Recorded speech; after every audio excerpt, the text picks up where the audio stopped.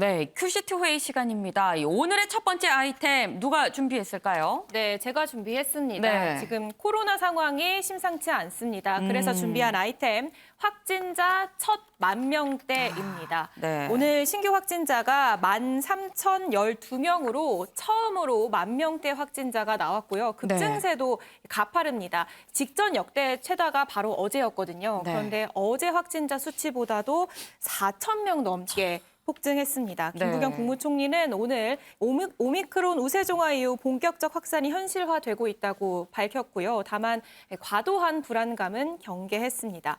약국에서는 지금 자가검사 키트가 동이 나고 있다고 합니다. 저희가 현장 영상 화면으로 준비했습니다. 하나도 없어요. 하나도 없어. 다 나갔어. 어쩌다가 하루에 뭐 2개, 3개 남았는데 제보가 있는데 다 나갔지. 없어요. 무조건 안 해준다고 그래서 PCR 검사를 그래서 더 많이 사가시는 것 같아요. 네, 지금 보시는 것처럼 확진자가 폭증을 하면서 사람들의 우려도 높아지고 있고요. 또 네. 검사 방식이 바뀌면서 자가검사 키트가 약국에서 동이 나고 있는 상황입니다. 네, 참 우리가 어제 이 8,500명대가 나왔다 놀랍다 하지만 몇만이 될 수 있다라고 말씀은 드리긴 했습니다만 이렇게나 빨리 이 10,000명대에 들어설 거라고는 사실 생각을 못 했었는데요.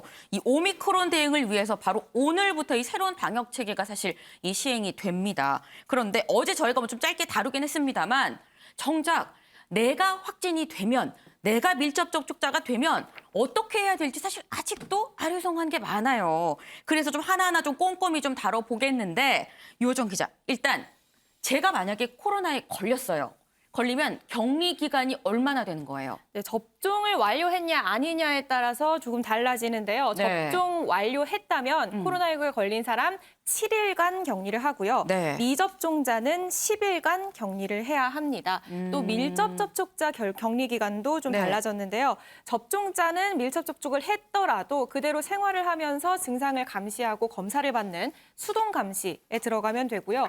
미접종자만 7일간 격리를 하면 됩니다. 어쨌거나 뭐 백신을 맞은 사람이든 안 맞은 사람이든 이 격리 기간이 좀 줄어든 것 같습니다. 그런데 이 검사 받는 거, PCR 검사를 받는 게 예전엔 선별진료소 가면 그냥 다 받았잖아요. 지금은 아니라면서요. 네, 맞습니다. 가장 크게 달라지는 점이 바로 이 코로나 검사 방식인데요.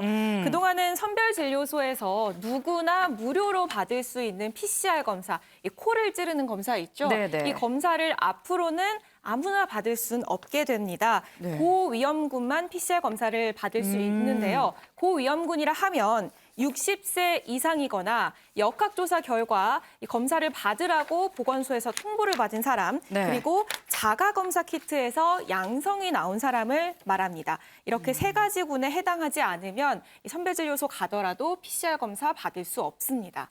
아니 그러면 고위험군이 아닌데 난 증상이 있어요.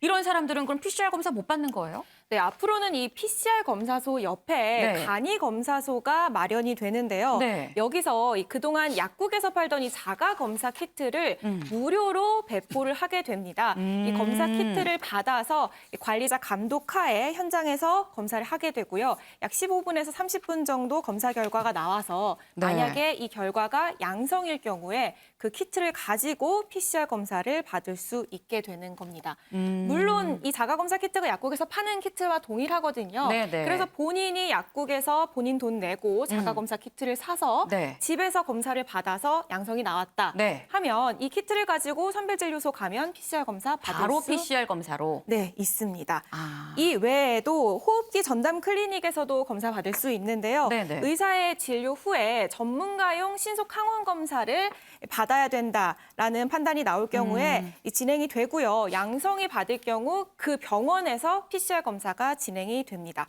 검사 자체는 무료지만요. 이 네. 의사 진료비 5,000원이 이 경우에는 청구가 됩니다. 그렇군요. 그러니까 내가 집에서 이 진단 키트로 해서 만약에 음성이 나오거나 아니면 뭐 병원에 그러니까 무슨 클리닉에 가서 신속 항원 검사를 받아서 만약에 음성이 나왔다고 하면 내가 PCR 검사를 받고 싶어도 사실 이제는 받을 수가 없는 뭐 그런 상황이라는 것 같은데 근데 궁금한 게 사실 그동안 이 백신 미접종자들의 경우에는 이 방역 패스를 이 PCR 음성 확인서로 했었잖아요. 그럼 앞으로 이 백신을 접종하지 않은 사람들은 방역 패스 어떻게 합니까? 네, 방금 PCR 검사 받기 전에 간이검사소에서 자가검사 키트로 검사를 한다고 했잖아요. 네. 여기서 음성이 나올 경우에 음성 확인서를 종이로 주게 되는데요. 네. 이 종이가 방역 패스를 대체하게 됩니다.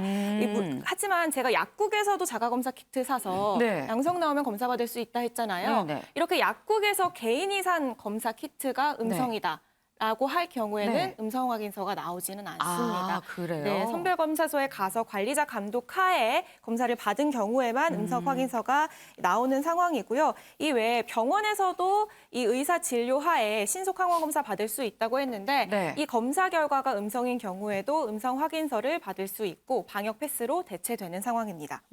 그러니까 이 미접종자들은 방역 패스를 얻으려면 선별진료소 옆에 있는 곳에 따로 가서 이 신속 항원 검사를 받든지 아니면 무슨 별도의 이 호흡기 클리닉에 가서 검사를 받아서 음성 소견서를 받든지 이 두 가지여야만 가능한 그런 상황인 거군요. 그러면 이렇게 받은 방역 패스 유효 기간은 얼마나 됩니까? 네, 사실 그 전까지만 하더라도 방역 패스 유효 기간 72시간에서 48시간으로 줄어들었죠. 이번에 네. 방역 패스 유효 기간 24시간으로 더 단축이 됩니다. 네. 아니 그러면 예를 들어서 제가 오늘 뭐 아침 9시에 오늘 오전 9시에 이 음성 확인서를 받았어요. 그러면 내일 아침 9시까지만 내일 아침 9시 1분부터는 나는 방역 패스가 없는 거예요? 네, 이게 정확히 얘기를 하면 딱 24시간은 아니고요. 네. 이 검사를 받은 시간으로부터 네. 그 시간에서 다음 날 24시간이 되는 날에 자정까지 효력이 인정이 됩니다. 그러니까 제가 9시에 만약에 받았다라고 하면은 네. 그날 넘어서 내일 자정까지는 이 방역 패스가 인정이 되는 것으로 보면 됩니다. 그렇군요. 윤용걸 대표님. 네. 지금 유호정 기자가 좀 꼼꼼하게 지금 취재를 해서 지금 이 궁금증 없이 지금 나 지금 해소가 된 상황이긴 한데 들어보니까 그럼 이 방역 패스로 쓸 수 있는 음성 확인서의 유효 기간이 72시간에서 48시간 여기서 다시 24시간. 이 점점 뭐 백신을 뭐 안 맞겠다라는 분도 있겠지만 맞고 싶어도 못 맞는 분들도 있을 텐데 좀 설 자리가 점점 사라지는 거 아닌가라는 생각이 듭니다. 그게 지금 가장 큰 문제죠. 지금 뭐 코로나19 그 확진자가 지금 네. 13,000명이 넘어가고 일부에서는 3월 달이면은 뭐 20만 명이 된다는 얘기까지 지금 나오고 있잖아요. 네. 그래서 정부에서 미접종자를 줄인다는 그 취지, 그거는 뭐 충분히 이해합니다만은 만약에 지금 음성 확인서를 받잖아요.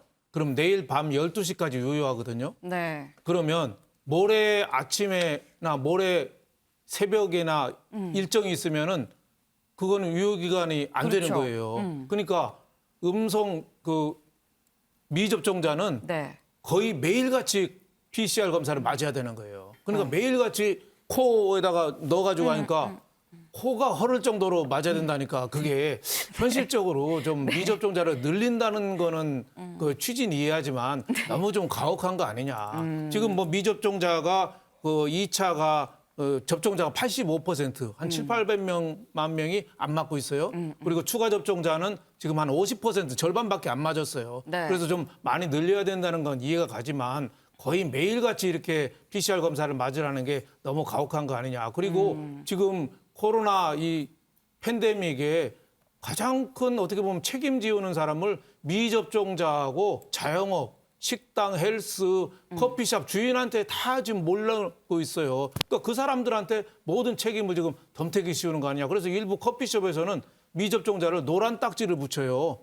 커피에다가. 네, 그러니까 그 차별이라는 것도 있고 또 미접종자가 임산부라든지 또 건강이 안 좋은 사람이라든지 또 가족 중에 코로나19 때문에 또 돌아가신 분도 있고 이런 사람들은 그 공포심 때문에 맞기가 좀 어렵거든요. 그런 점을 좀 배려해야 되지 않겠느냐. 지금 외국에는 엔데믹이라고 그래서 코로나를 풍토병 취급해서 오히려 그 규제를 좀 완화하고 이런 추세인데 우리가 뭐 코로나 확진자를 줄인다는 취지는 이해가 가지만 이렇게 자꾸 미접종자에 대한 강압적인 조치를 한다면은 이게 코로나가 굵고 짧게 끝나야 되는데 가늘고 길게 계속 좀 오래 끌고 가지 않겠느냐. 그런 점에서 정부의 취지는 충분히 이해가 가지만 좀 걱정되는 면. 그래서 모든 게 미접종자하고 자영업자한테 책임을 다 뒤집어 씌우는 거 정부 조치에 좀 문제가 있지 않나 저는 이렇게 생각합니다. 네, 좀 세게 말씀을 해주시긴 했습니다. 뭐 자영업자한테 책임을 씌운다고 말씀을 해주시긴 했지만